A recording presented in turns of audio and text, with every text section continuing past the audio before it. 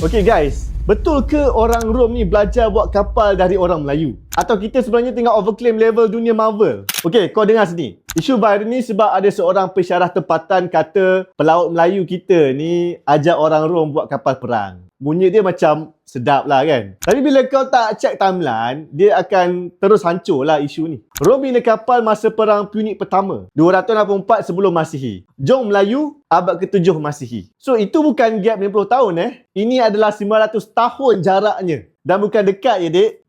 Ini macam nak kata iPhone ni belajar dari Nokia lah buat phone guna daun pisang kan.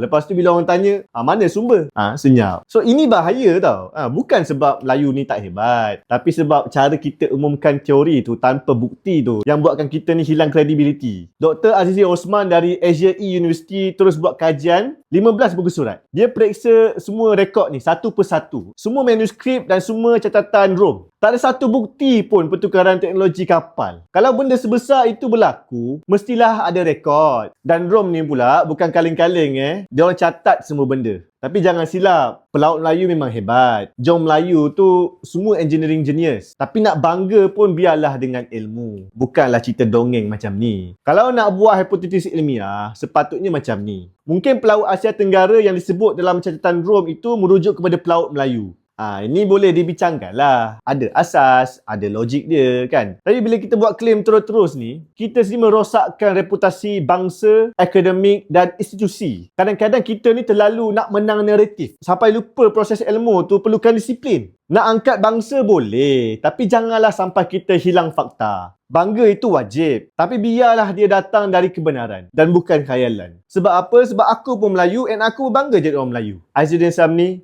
Ideas that move Malaysia forward.